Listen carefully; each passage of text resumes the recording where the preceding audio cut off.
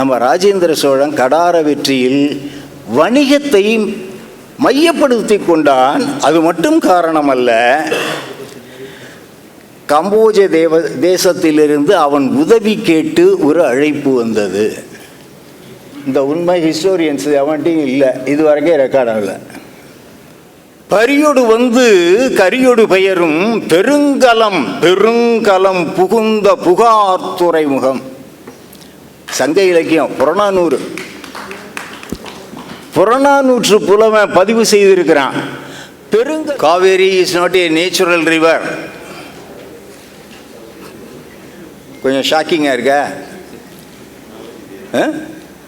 நடந்தாய் வாழி காவேரியை பேச வேண்டிய Deivanayagam it's not a natural ரிவர்னு சொல்கிறான். Yes, of course, history is always a history. There should be facts only. நான் எனக்கு பிடிக்குதுன்னு விட்டு இமேஜின் பண்ணிக்க முடியாது. ஓகே, கொங்கு தேசம்னாக்கா இன்னைக்கு நீங்கள் ரெஸ்ட்ரிக்ட் பண்ணிக்கிறீங்க, அப் டு கிருஷ்ணகிரி வரைக்கும் கொஞ்சம் ஃபோர்ஸ் பண்ணி தள்ளிக்கிறீங்க. சேலம், நாமக்கல், திருப்பூர், கோயம்புத்தூர், அதை தாண்டி குடகு வரையிலே கொங்கு என்று அன்றைக்கு வழக்கில் இருந்தது ராஜராஜங்காலம். இந்த காவேரி பிரச்சனை எல்லா காலத்துலேயும் இருக்குமா? ராஜராஜன் தலையிலையும் அந்த பிரச்சனை வந்துச்சு. போதி தர்மா 6ஆம் நூற்றாண்டில் அப்படி தான் ஓடினான். அவனை பற்றியும் 1976 ஒரு கட்டுரை போட்டேன், ஃபீல்டு ஒர்க் பண்ணி. அவன் எந்த ரூட்லேருந்து போனான், அவன் யார், தமிழன்னு சொன்னது முதல்ல என்னுடைய கட்டுரை. போதி தர்மா. சரி, அந்த கதைக்கு இப்போ போக வேண்டாம், மாறிடுவேன். அந்த போதி தர்மன் போனது வந்து மலாயில் வந்து இறங்குறான். அவன் கட்டுமரத்தில் வர்றான், மகாபலிபுரத்துலேருந்து கட்டுமரத்தில் இறங்கினவன் கடா பகுதியின் வழியாக சென்றானா. உலக தமிழ் சொந்தங்களே, இன்றைய காணொலி கம்போடியா நாட்டில் அங்கோர் தமிழ் சங்கம் சார்பில் கடாரம் கொண்டான் மாநாடு வெகு விமர்சையாக நடைபெற்றதுங்க. உலகின் 20க்கும் மேற்பட்ட நாடுகளில் இருந்து 400க்கும் மேற்பட்ட தமிழர்கள் கலந்து கொண்டார்கள். இது மட்டுமல்லாமல் வரலாற்று ஆய்வாளர்கள், தமிழ் ஆர்வலர்கள், ஆராய்ச்சி மாணவர்கள், பொதுமக்கள் என பல்வேறு தரப்பினர் கலந்துக்கிட்டாங்க. இந்த மாநாட்டில் வரலாற்று ஆய்வாளரும் குறிப்பாக சோழர்களை பற்றி பல்வேறு நூல்கள் எழுதிய பேராசிரியர், தஞ்சாவூர் தமிழ்ச்சங்கத்தின் தலைவருமான ஐயா தெய்வநாயகம் அவர்கள் ஆற்றிய சிறப்பு காணொலி தாங்க இந்த வீடியோ தொகுப்பில் அடங்கியிருக்கு. பேரறிஞர் தெய்வநாயகம் அவர்கள் உரையாற்ற இருக்கிறார்கள். நாம் கவனமோடு அவருடைய உரையை குறிப்பெடுத்துக் கொள்வோம்.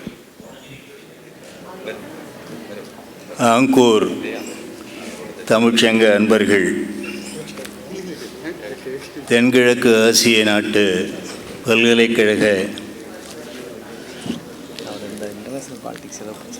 ஆளுமைகள் இணைந்து நடத்தக்கூடிய அற்புதமான ஒரு விழா 2025 அடுத்த மாதத்தோடு நிறைவு பெறுகிறது. எனவே நாம்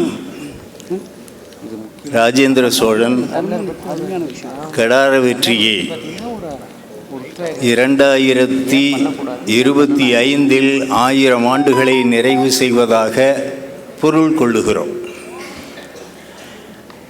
வரலாறு என்பதிலே ஒரு சில ஆண்டுகள் முன்பின்னாக வருவதற்கு வாய்ப்புகள் நிரம்ப இருக்கின்றன. Fluctuations are always there. ரொம்ப அப்படியே துல்லியமாக கொடுக்கக்கூடிய எந்த ஒரு கால கணிதமும் இதுவரையில் உலகத்தில் நான் பார்த்து கடந்து வரவில்லை. ஒரு உத்தேசமாக நாம் சில கணக்கீடுகளை வைத்துக் கொள்ளுகிறோம். ஆனாலும் கூட பெருமைக்குரிய ஒரு இனக்குழுவிற்கு உரிய ஒரு அடையாளமாக உலகத்திற்கே எடுத்துக்காட்டாக திகழக்கூடிய ஒரு மாபெரும் மனிதம், ஒரு மனிதத்தினுடைய வெற்றியை நிலைநாட்டுகின்ற ஒரு பெரும் வடிவம். என்னை பொறுத்தவரையிலே விண்ணையும் மண்ணையும் அளந்து நிற்கக்கூடிய ஒரு மாபெரும் வடிவமாக ராஜேந்திர சோழன் எனக்கு தென்படுகிறான். அவனை பற்றி ஆங்கோர் தமிழ்ச்சங்கம் நினைத்து இந்த 1000வது கடார வெற்றியை கம்போஜ நாட்டிலே, நான் தேசம்னு சொல்ல வந்தேன், ஏன்னா கல்வெட்டுக்களில் அப்படி தான் இருக்குது. கம்போஜ தேசம் என்று இருக்கிறது. நம்ம கம்போடியா அப்படின்னு இப்போ நம்ம சொல்லிட்டு போயிடுறோம். கம்போஜ தேசத்தில் கொண்டாடி கொண்டிருக்கிறோம் என்பதில் எனக்கு ரொம்ப ஒரு பெருமை. நான் இந்த நேரத்தில் அதிகம் நடக்கக்கூடாத ஒரு சூழல்லையும் நான் இங்கே வந்திருக்கிறேன் அப்படின்னாக்கா எல்லாத்துக்கும் காரணம் நம்முடைய சீனிவாச ராவ், அதே போல் ஞானசேகர் அவர்களுடைய அன்பு என்னை நெட்டி தள்ளி இங்கே கொண்டு வந்திருக்கிறது. என்னுடைய மனைவியின் மறுப்புக்கு பிறகும் கூட நான் வர்றேன். இப்போ she is my master. After retirement கொஞ்சம் ஹென்பக்கடாக தான் இருக்க வேண்டியதாக இருக்குது, உண்மையை சொல்லிடணும்.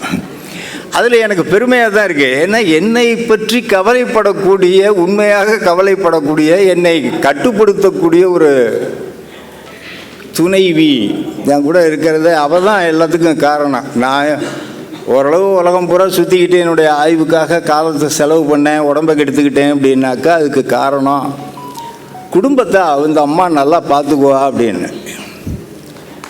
அந்த 1000வது நினைவு இன்றைக்கு நம்மிடையே இருக்கிறது என்பது தான் நம்மளையெல்லாம் இங்கே அப்படியே ஒருமிக்க ஒரே இடத்துல குடும்ப வைத்திருக்கிறது. இதற்காக நான் உங்கள் அத்துணை பேரையும் தலை தாழ்த்தி வணங்குகிறேன். இந்த ஒரு உணர்வு போகிறோம். என்ன இப்போ அடிக்கடி நம்ம காதுகளில் விழக்கூடியது, அடுத்த தலைமுறை வீணாக போயிடுச்சு. மாடர்னைசேஷன் அப்படிங்கிற பேர்லையும், குளோபலைசேஷனுங்கிற பேர்லையும் இன உணர்வும் மொழி உணர்வும் நாட்டுப்பற்றும் எதுவுமே இல்லாமல் போய்கிட்டே இருக்கு, அழிந்து கொண்டு இருக்கிறது. நாம் நம்முடைய அடையாளங்களை இழந்து கொண்டிருக்கிறோம் என்று பேசிக்கொண்டிருக்கிற நேரத்தில் இது போன்ற மாநாடுகள், இது போன்ற உணர்வு பூர்வமாக குழுமி இருக்கக்கூடிய தமிழ் இனம் அது எங்கே இருந்துச்சுனாலும் ஒன்றா சேருது. அதே நேரத்தில் நான் இங்கே பார்த்தேன், பஞ்சாப் மாநிலத்தை சார்ந்த அந்த வீர ஒரு சிங் ஐயா அவர்களும் இங்கே உட்கார்ந்துருக்காங்க. தமிழின் மீது எந்த அளவுக்கு அவங்களுக்கு அந்த ஒரு ஈடுபாடும். அப்போ அந்த ஒரு துளி போகிறோம், அதான் பெருவெள்ளம். அப்போ காஷ்மீர் டு கன்னியாகுமரி இந்த உணர்வு இருக்கிறது என்பதற்கு அவர்களுடைய வருகையை நான் பார்க்கிறேன். இவர்கள் ஒருவர் மட்டுமல்ல, இன்னொருவரையும் பார்த்தேன் நான். இன்னொரு சிங்கம் இருக்கார்.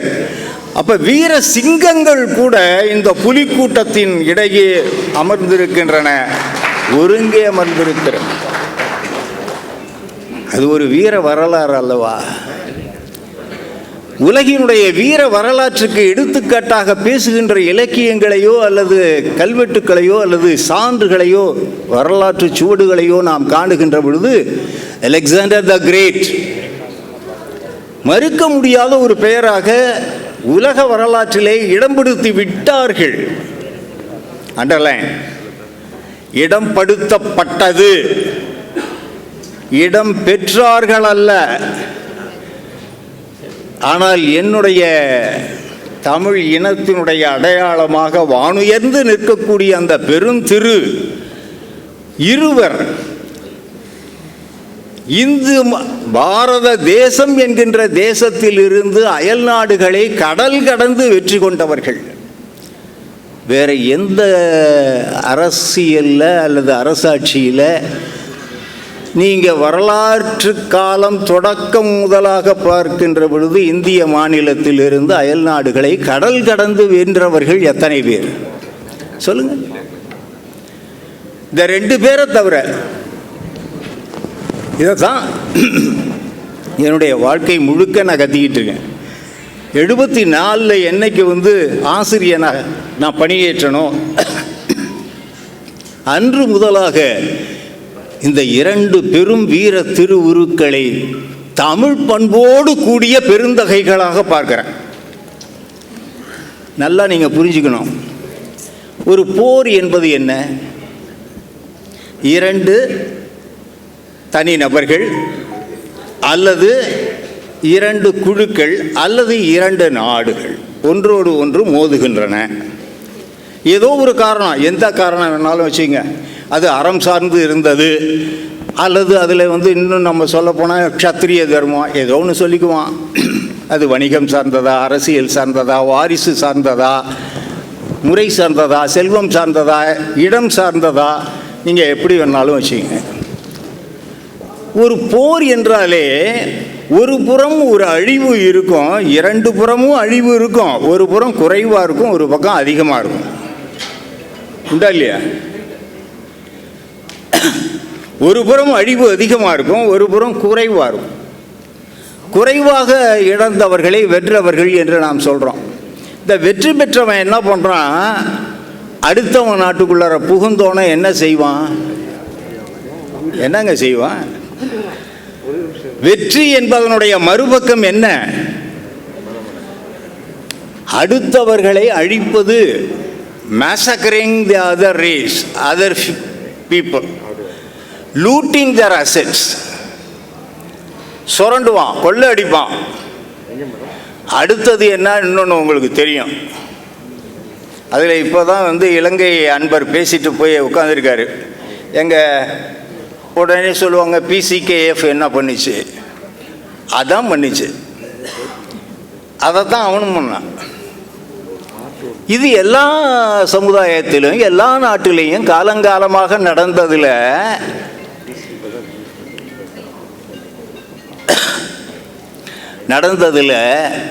அறம் சார்ந்தவர்களாக நம்மவர்கள் இருந்தார்கள். நல்ல மனசில் வாங்கிக்கணும். பல்வேறு நாடுகள்லேருந்து வந்திருக்கீங்க சார். அதில் கொஞ்சம் பேரை அதுபோல் வன்புணர்வு செய்து அழித்தார்கள் என்றாலும் கூட மன உறவு கொண்டு அழைத்து வந்தார்கள் தமிழகத்திற்கு. வேற எந்த நாட்டிலையும் இது அனுமதிக்கப்படாத ஒரு வார் ஸ்ட்ராட்டஜி. அதே போல எதிரிக்கு பொண்ணு கொடுப்பான். வரலாறு சொல்லட்டுமா? மணிஜான்னு ஒரு வீரன், பேர் என்னங்க? மணிஜா. அவன் எந்த இடத்துல கொஞ்சம் அவன் ஒரு படை தளபதி. அவன் எங்கே இருக்கான்னாக்கா குடகு. குடகுன்னாக்கா இது காவிரியினுடைய சோற்ற பகுதி. கொள்ளும் குடக குவடு இல்லையா?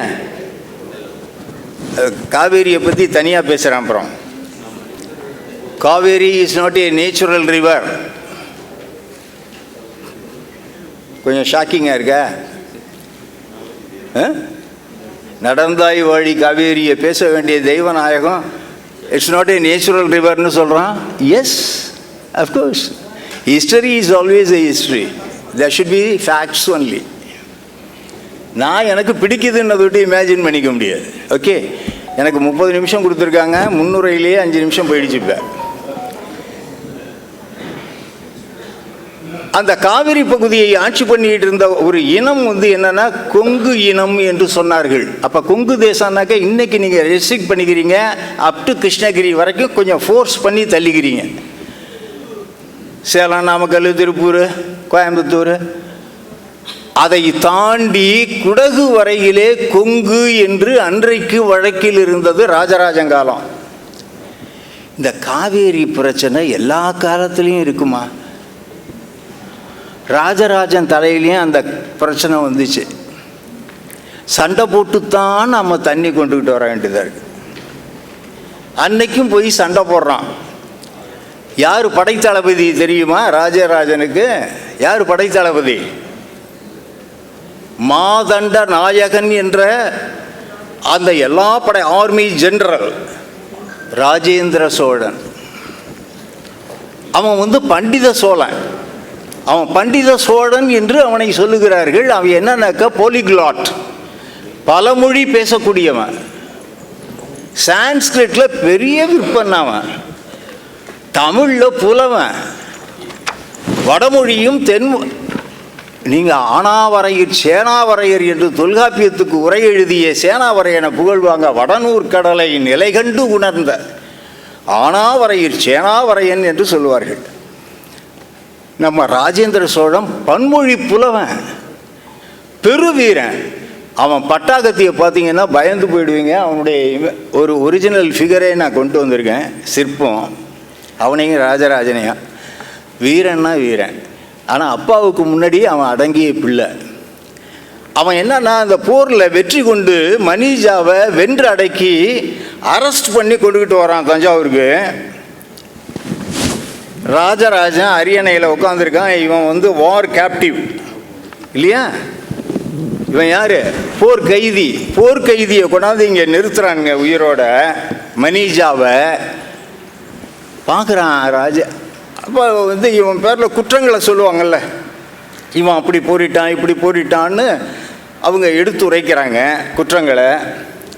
ராஜராஜன் கேட்குறான், உலகத்தில் வேற எந்த ராஜ சபையிலேயாவது இந்த மாதிரி நடந்திருக்குமான்னு யோசிச்சு பாருங்க. அதுக்கு உரியவர்கள் நம்ம பாட்டன் செஞ்சிருக்கான். இது உலக வரலாற்றில் எங்கேயுமே நடக்கல. நமக்குள்ள ஐடென்டிட்டி இதுதான். எதிரியை கொண்டாந்து அறிமுகப்படுத்துகிறான். இவன் சோழ படைகளில் இவ்வளவு ஊர் செய்திருக்கான், இழப்பு செய்திருக்கிறான், இந்த மாதிரி போகிறான்னா இப்படியெல்லாம் சண்டை போட்டான், இத்தனை பேரை வெட்டி கொண்டான், இவனை கைது பண்ணிட்டோம், இந்த கொண்டுகிட்டு வந்திருக்கோம், இவனுக்கு என்ன தண்டனை கொடுக்கறதுன்னு கேட்குறான். ராஜராஜன்ட்ட ராஜேந்திர சோழன் கேட்டதா வச்சுக்குவோம். யார் கேட்டான்னு எனக்கு தெரியாது, நான் என்ன பக்கத்தாப்பில் இருந்தானே. ஏன்னா அவன் மாதண்ட நாயகன், அவன் ப்ரொடியூஸ் பண்ணிட்டான். அக்யூஸ்டு கொண்டாந்து ப்ரொடியூஸ் பண்ணி டிஸ்கிரிப்ஷன் கொடுத்துட்டான். அக்யூஸ் பண்ணி என்ன பண்ணுவான் ராஜான்னா சொல்லுங்க சார்? இம்ப்ரிஸ்மெண்ட், காராகிருகம், உடனே செல்லில் அட, இல்லை என்ன இதுதானே, இல்லை சாகும் வரை தூக்கிலிடு, இல்லை வாளால் வெட்டி கொள்ளு, இதானே சொல்லுவீங்க. உலக வரலாற்றின் அந்த நடைகளை அத்துணையும் ஆய்வு செய்கின்ற பொழுது இப்படி தான். இவன் சொன்னான், பார்க்கறதுக்கு ஒரு சாதாரண வீரன் மாதிரி இருக்கான், இவன் இவ்வளோ பெரிய வீரம் செறிந்தவனாக சோழ படைகளில் இத்தனை பேரை வெட்டி சாக்கிறான்னாக்கா இவன் பெரிய வீரன்டா. இங்கே வட, இன்னையிலேருந்து உன்னை அந்த குடகு பகுதிக்கு ராஜாவை ஆக்குறேன், உனக்கு பேர் கொங்காழ்வான் என்று பட்டம் கொடுக்குறேன். ஒரு காரியம், எங்களுக்கு வர்ற தண்ணி தடைபடாமல் இருக்கிறதுக்கு பாதுகாத்து தரணும் நீனு. ரெண்டாவது வரி கட்டுறா எனக்கு. எவ்வளோ பெரிய டிப்ளமேட்டிக் அட்மினிஸ்ட்ரேஷன். அரசியல்னா அப்படி இருக்கணும். எதிரியை நண்பனாக்கிட்டான். அவன் காலில் விழுந்து ஐயோ சாமி என்ன தலையை வெட்ட போகிறாங்கன்னு நினைக்கிற நேரத்தில் நீ தாண்டா ராஜா, கொங்கு நாட்டுக்கு குடகு நாட்டுக்கு காவிரி தண்ணியை மட்டும் தடைபடாமல் எனக்கு கொடுத்துரு. அப்பேற்பட்டவனுக்கு மகனாக பிறந்தவன் ராஜேந்திரன். கடார வெற்றி காலையில் விரிவாக பேசினாங்க. கடார வெற்றி ஒரு காரணத்தால் வரல, வணிகம் மட்டும் காரணம் அல்ல. மலாக்கா ஸ்ட்ரெயிட் என்றைக்குமே பிரச்சனைக்கு உரியதாக இருந்திருக்கு. மலாக்கா நீரிணை, ரெண்டு கடல்களை இணைக்கக்கூடிய ஒரு நேரோ ஸ்ட்ரிப் ஆஃப் வாட்டர் மீடியா, அது வழியாக வந்து அன்றைக்கு நிறைய உங்களுக்கு போர்க்கப்பல்கள் நடாத்தி சென்றார்கள். அதில் அவனுக்கு குறைந்தபட்சம் 500 யானைகளை ஏற்றி செல்லக்கூடிய மரக்கலங்கள் இருந்தன. ரோமன் ஷிப்பில், வார்ஷிப்பில் அந்த ப்ரொவிஷன் இல்லை. நல்லா கேட்டுங்க. கரிமுக அம்பி என்று அதனை சொல்லுகிறார்கள். அவ்வளோ பெரிய களம். 1000 குதிரைகளை ஏற்றிக்கொண்டு புகார் துறைமுகத்தின் உள்ளே நுழைந்து 1000 அராபிய குதிரைகளை, அராபிய குதிரை வேதாரண்ய குதிரை, மட்ட குதிரை இல்லை, கழுதையையும் மட்ட குதிரைங்குவான். இது அராபிய குதிரைகள். அதை என்னன்னா 1000கணக்கில் கொண்டு வந்து இறக்கிட்டு பூம்புகாரில் முழுக்க முழுக்க திரும்பி என்ன தெரியுமா அதுக்கு வாங்கிட்டு போனான்? எது வாங்கிட்டு போனான்? மிளகு வாங்கிட்டு போனான். கருப்பு தங்கம். பரியோடு வந்து கரியோடு பெயரும் பெருங்கலம் புகுந்த புகார் துறைமுகம். சங்க இலக்கியம் புறநானூற்று புலவன் பதிவு செய்திருக்கிறான். பெருங்கல் மீப்பாய் களையாது. அப்போ பாய்மர கப்பல் இருந்திருக்கு.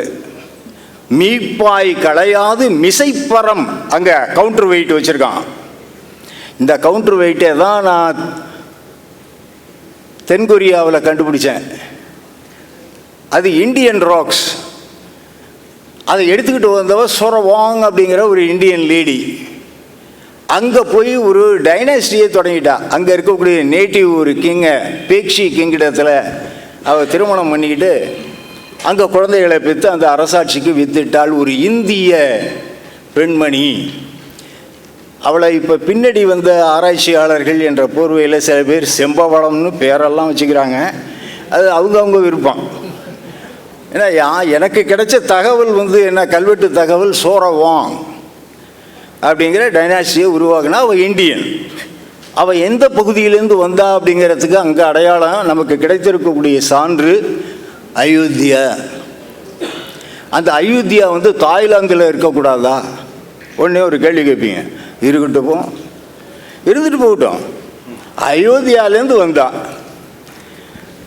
அங்கே தென்கொரியாவில் இருக்கக்கூடிய அந்த ஒரு அரசனை அவள் திருமணம் செய்து கொண்டால். அவளுடைய வம்சாவளியினர் இன்றைக்கும் ஆட்சி செய்கிறார்கள். அங்கே அவளுடைய பரியல் இருக்குது. இது 1990 நான் கற்ற போடுறேன் இன்டர்நேஷ்னல் செமினாரில். இன்றைக்கி ஏதோ சொல்கிறாங்க, யாரோ ஏதோ சொல்கிறாங்க, சொல்லிட்டு போட்டோம். ஒன்று பலவாதல் அது போயிட்டு போகுது. நம்ம ராஜேந்திர சோழன் கடார வெற்றியில் வணிகத்தை மையப்படுத்தி கொண்டான். அது மட்டும் காரணம் அல்ல, கம்போஜ தேசத்திலிருந்து அவன் உதவி கேட்டு ஒரு அழைப்பு வந்தது. இந்த உண்மை ஹிஸ்டோரியன்ஸ் எவன்ட்டையும் இல்லை, இது வரைக்கும் ரெக்கார்ட் ஆகல. உதவி கேட்டு கேட்குறான். கம்போஜ தேசத்து அரசன் கேட்குறான். ஏன் சார் கேட்டான்? ராஜேந்திர சோழன் ஒன்று தஞ்சாவூர்லேயோ காஞ்சிபுரத்துலேயோ கங்கைண்ட சோழபுரத்துலேயோ உட்காந்துருக்கான். இங்கேருந்து தூதுவர்கள் போய் எனக்கு உதவி செய்யன்னு கேட்குறான். சரி செய்கிறேன் அப்படிங்கிறான். சரி செய்கிறேன்னு சொல்கிறான். ஏன்? அன்னைக்கு இந்த சவுத் ஈஸ்ட் ஏஷியன் கண்ட்ரீஸில் என்னென்ன மாதிரி சூழல் இருந்தது ஆராய்ச்சி பண்ணுமா இல்லையா? யானை கண்ட குருடன் போல ஒவ்வொருத்தனும், ஒருத்தன் வாழை பிடிச்சிக்கிட்டு தொங்குறான், ஒருத்தன் காலை பிடிச்சிக்கிட்டு தொங்குறான், ஒருத்தன் துதிக்கையை பிடிச்சிக்கிட்டு தொங்குறான். இதுதான் யானைங்கிறான். எல்லாத்தையும் ஒரு சேர பார்க்கக்கூடிய ஒரு மரபு என்பது இன்றைக்கு நம்மிடையே குறைந்து வருகிறது. அந்த அடிப்படையில் நீங்கள் பார்த்தீங்கன்னா, அன்றைக்கு காலையில் சொன்னாங்க ஸ்ரீ விஜய பேரரசு. எப்படிங்க? ஸ்ரீ விஜய பேரரசு. அது என்ன ஸ்ரீ விஜயம்? அது எங்கே இருக்கு? ஸ்ரீ விஜய பேரரசுனா எங்கெங்க இருக்கு? ஜாவா அண்ட் சுமத்ரா, இந்த ரெண்டையும் சேர்த்தீங்கன்னாக்கா ஸ்ரீ விஜய பேரரசு. இதுலேயே ஒரு பகுதி ஜாவாவில் சாவகத்தீவில் மதேரான்னு ஒரு சின்ன குறுநில ஆட்சி இருந்துச்சு. அந்த குறுநில ஆட்சி யாருடையது? மதேரா அரசர்கள் யார் என்றால் ஹிந்துக்கள். சரி, அப்போ ஸ்ரீ விஜய அரசு பௌத்தத்தை முழுக்க ஏற்றுக்கொண்டது. போராபுதூர், பேலம்பாங் போய் பாருங்க, ஃபீல்டு ஒர்க் பண்ணாதான் புரியும் இந்த வரலாறு. அவன் என்ன பண்ணுறான்? தமிழ்நாட்டு வணிகர்கள் நாகப்பட்டினம், பூம்புகார், மகாபலிபுரம், தொண்டி இதிலிருந்து இங்கேருந்து பயணித்து போகிறவன் சீனாவுக்கு அந்த சில்க் ரூட்டுன்னு சொல்லுவாங்க, பட்டு வழி. அந்த சில்க் ரூட்டில் பயணிக்கின்ற பொழுது ஷார்ட் ரூட்டு வேணுங்கிறான்.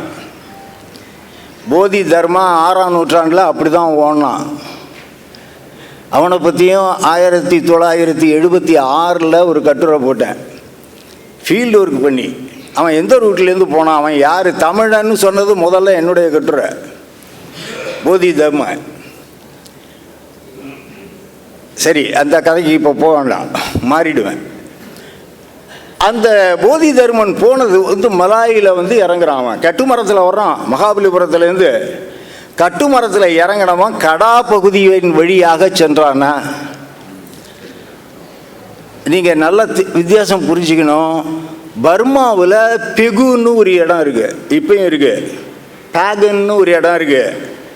அப்புறம்தான் ரங்கூன். புரிஞ்சுங்க. இதையும் சேர்த்து நம்முடைய கடாரம், கிடாரம்னு எழுதுகிறான் கல்வெட்டில். அதை கடாரம்ங்கிறான். எதை எடுத்துக்க போகிறீங்க? எழுத்து பிழைய? அப்படி சொன்னாக்க என்னை விட முட்டாளி யாரும் இருக்க முடியாது. அது வேற, இது வேற. உங்கள் வீட்டில் அந்த காலத்தில் இல்லாட்டி செட்டியார் வீட்டுக்கு போயிருக்கீங்களா? நாட்டுக்கோட்டை செட்டியார் வீடு, கானாடு காத்தான் போயிருக்கீங்களா? அவன் வீட்டில் சுத்துக்கட்டு வீடு முத்தம் வச்சுருப்பான். மோட்டு வலைன்னு இறங்கும். அந்த வலையில் என்னன்னாக்கா நீர் வழி வச்சுருப்பான். மழை தண்ணீர் பெய்து வரும். அதில் முதல் தண்ணியை விட்டுடுவாங்க, அழுக்கு இருக்கும், கரைச்சிக்கிட்டு போயிடும். பியோர் வாட்டர் வர்றத வெசல்ஸ் வச்சுருப்பான். அது ஒரு கலப்பு உலோகத்தாலான வெசல். அந்த வெசலில் தண்ணியை பிடிச்சி வச்சு வேடு கட்டி வச்சுருவான். வேடுன்னா தெரியுமா? துணியை போட்டு, ஏதோ ஒரு நல்ல தூய்மையான ஒரு துணியை போட்டு கட்டி வச்சிடும். ஒரு வருஷம் கெட்டு போகாதுங்க. செட்டியார்கள் பிடிச்சிக்கிட்டு இருந்தாங்க. Hygienic water. உங்கள் கம்போடியா தண்ணீர் மாதிரி இருக்குது. பொல்யூஷன் இன்னும் ஆகலை இந்த நாடு. நல்லா இருக்குது தண்ணி, சேஃபாக இருக்கேன். என் முடாட்டிக்கு அதுதான் ஃபோனில் அடித்தேன். ஏய், நல்ல தண்ணியை குடிச்சிட்டு சொன்னேன். அதனால் அவளுக்கும் இங்கே ஒரு கஷ்டம் இல்லை. நல்ல தண்ணி கிடைக்குது, ரொம்ப அருமையாக இருக்குது, சுவையாக இருக்குது. நான் இளமையில் வெண்ணாத்தில் அள்ளி குடித்த அந்த தண்ணி வாசம் அப்படியே இருக்குது. சரி, இப்போ அவன் அப்படி ஆகிட்டானுங்களா? கம்போடியா என்னவா இருந்துச்சு? தாய்லாந்து எப்படி இருந்துச்சு? கடாரம் எப்படி இருந்துச்சு? இதெல்லாம் அன்றைக்கு இருந்த அரசுகள். அவனுடைய சமய பின்னணி என்ன, அவனுடைய வணிக செயல்பாடுகள் என்ன, இதில் ஸ்ரீவிஜயத்தின் பங்களிப்பு என்ன? இதுக்கு நடுப்புற சோழர்கள் வர்றாங்க. சோழர்கள் தூரத்திலிருந்து வர்றான். இவன்லாம் அருகாமையில் இருக்கான். அருகாமையில் இருந்தாலே என்றைக்கும் ஒருத்தனோட ஒருத்தன் முட்டிக்கிட்டான். அப்போ நமக்கு ஒரு இடம் கிடச்சி போச்சு. எதிரிக்கு எதிரி நண்பன். இந்த ஸ்ட்ராட்டஜியை எடுக்கிறான். ஒரு ஹிந்து சாம்ராஜ்யமாக அன்றைக்கு இங்கே இருந்தது கம்போடியாவில்.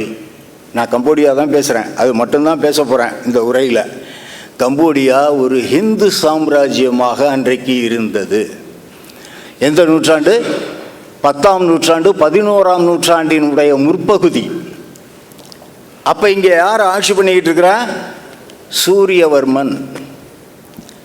2ஆம் சூரியவர்மன் வரப்போகிறான். அவனுக்கு முன்னாக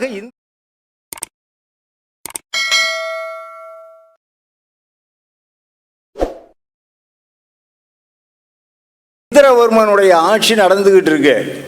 இதுக்குள்ளார இங்கே லீனியேஜ் பார்த்தீங்கன்னா சோழர்கள் மாதிரி இருக்காது. தகப்பனை மட்டும் அப்படியே வச்சு அப்படியே பிள்ளைகள் வராது. இங்கே மாறி வரும். அத்தை பிள்ளைங்க நடுப்பற வருவான் குறுக்க. யசோதரா அந்த வரலாறு, யசோதரவர்மன் வரலாறு பார்த்தீங்கன்னாக்கா, கம்போடிய மக்கள் இருந்தீங்கன்னாக்கா பார்த்துங்க. அவனுடைய தங்கையினுடைய மகன் ஆட்சிக்கு வந்துடுவான். அடுத்தது மாமனை வெட்டி போடுவான். மாமனோட உதவியோட ஜாவகத்திலேருந்து படை எடுத்துக்கிட்டு கம்போடியா பிரிப்பான். அப்போ வட கமர் தென் கமர்னு 2ஆக பிரிப்பாங்க. இதெல்லாம் சர்வசாதாரணம். இங்கே அரசியலில் அதெல்லாம் சாதாரணமாப்பா அப்படின்னு நம்ம எடுத்துக்கணும். இப்போ என்னன்னா, இது இந்து சாம்ராஜ்யமாக இருந்ததொட்டு இந்து சமயத்தில் ஆழ்ந்த நம்பிக்கை கொண்டிருந்த ராஜேந்திர சோழனுடைய படைகள் சரின்னு சொல்லுது. ஏன்னா அன்னைக்கு மரக்கலம் ஓட்டி வந்தவன் பூரா அந்த நம்பிக்கையோடு வந்தான். இப்போ புரியுதுங்களா? இது மட்டுமல்ல, வணிகத்திற்கு இடையில் யார் குறுக்க நின்னான்னாக்கா, நம்ம சீன தொடர்போடு நம்ம வணிகம் செய்தால் நிறைய நமக்கு பொருள் ஈட்ட முடிஞ்சிச்சு. இதுக்கு இடையில் ஸ்ரீவிஜயம்ங்கிறவன் புரோக்கரேஜ் வேலை பார்க்குறான். எனக்கு நீ வரி கட்டுனீன்னா நான் உனக்கு அங்கே பேசி விடுறேன். இவர் பேசி விட்டு தான் நாங்கள் வியாபாரம் பண்ணுமான்னு சோழர்கள் ட்ரேடர் கம்யூனிட்டியில் ஒரு எதிர்ப்பலை இருந்தது. இந்த ஒரு சூழலில் தான் சீனத்து அரசு என்ன பண்ணுதுன்னா, அது உங்கள் பிரச்சனை, நீங்கள் உங்களுக்குள்ளார தீர்த்துக்கிட்டு வந்துட்டீங்கன்னாக்கா நான் டைரக்ட் டீலிங்க்கும் ரெடி, இல்லை வயா மீடியா வந்தீங்கனாலும் ரெடி. புரியுதுன்னு நினைக்கிறேன். அப்போ போருக்கு வருவானா இல்லையா? இப்போ நண்பனுக்கு உதவுவதற்காக சோழ படைகள் வருது. அது வரைக்கும் அவனுடைய கான்சன்ட்ரேஷன் எதில் இருந்துச்சுன்னா, ஒரே ஒரு பாயிண்ட்டு தான் சொல்லியிருக்கேன். கிட்டத்தட்ட இன்னொரு 5 நிமிஷம் தான் இருக்குது. அதில் என்னத்தை சொல்ல போகிறேன்னு தெரியல எனக்கு. கொஞ்சம் இதை ஓப்பன் பண்ணி கொடுங்க. இது ஒரு கதை மாதிரி உங்களுக்கு சொல்லிட்டேன். இப்போ வாங்க ராஜேந்திர சோழனுடைய மெய்கீர்த்தி கல்வெட்டுக்கு வாங்க. நீங்கள் பாட்டுங்க டுபாக்கூர் அடிக்காதீங்க சார், வாய்க்கு வந்தாத.